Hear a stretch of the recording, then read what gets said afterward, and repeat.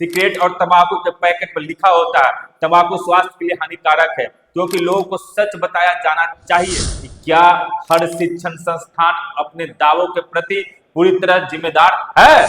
यदि कोई शिक्षक या संस्थान अपने परिणामों को बढ़ा चढ़ाकर प्रस्तुत करे तो यह उपभोक्ता संरक्षण कानून के तहत भ्रामक प्रचार का विषय हो सकता है। यदि कोई संस्थान दावा करे कि हमारे यहाँ 12,000 छात्र सफल हुए हैं तो स्वाभाविक प्रश्न उठता है, क्या इसका रिकॉर्ड है, क्या सूची, चयन पत्र या प्रमाण उपलब्ध है।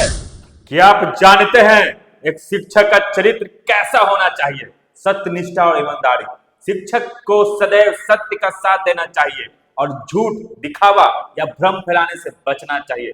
चरित्रवान और अनुशासित। उसका निजी जीवन और सार्वजनिक जीवन दोनों अनुशासन, मर्यादा और नैतिक मूल्यों पर आधारित होना चाहिए। निष्पक्षता। सभी विद्यार्थियों के साथ सम्मान व्यवहार करे बिना किसी भेदभाव के। ज्ञान और विनम्रता। जितना बड़ा ज्ञान हो उतनी ही विनम्रता भी हो। सच्चा शिक्षक कभी अहंकार नहीं करता। प्रेरणादायक व्यक्तित्व। शिक्षक केवल विषय नहीं पढ़ाता बल्कि विद्यार्थियों को जीवन में आगे बढ़ने की प्रेरणा भी देता है। उत्तरदायी की भावना। अपने शब्दों और कार्यों की जिम्मेदारी लेने वाले हो। धैर्य और संवेदनशीलता। विद्यार्थियों की समस्याओं को समझे, उनका मार्गदर्शन करे।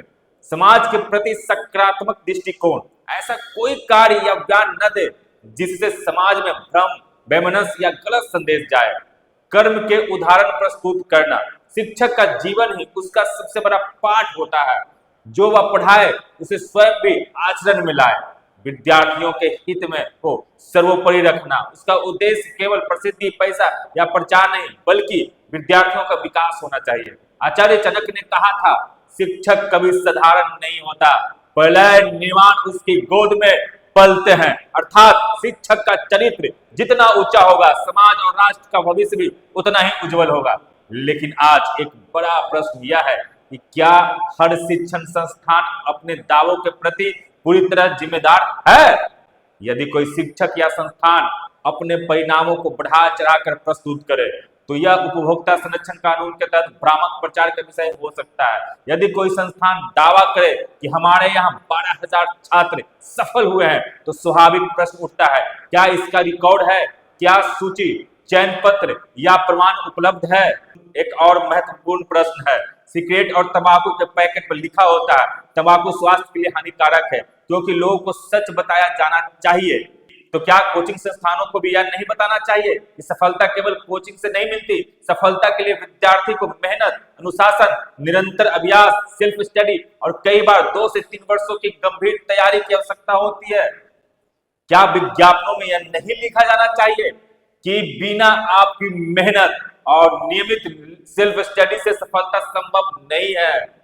कोचिंग केवल दिशा दे सकती है, सफलता आपकी मेहनत पर निर्भर करती है।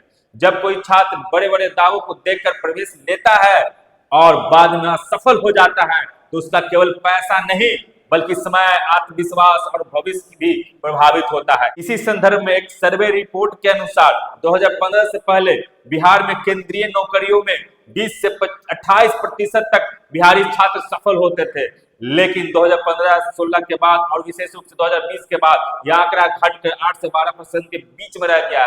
इसलिए शिक्षा का उद्देश्य केवल सपने दिखाना नहीं बल्कि उन सपनों तक पहुंचने के लिए सही मार्ग बताना होना चाहिए। छात्रों को भ्रम में नहीं बल्कि सच्चाई, दिशा और ईमानदारी मार्गदर्शन मिलना चाहिए। यही एक शिक्षक की सबसे बड़ी जिम्मेवारी है। क्या आपके ग्लोबल गुरु में निम्न प्रकार के क्वालिटी है? अगर नहीं है तो विचार जरूर करें।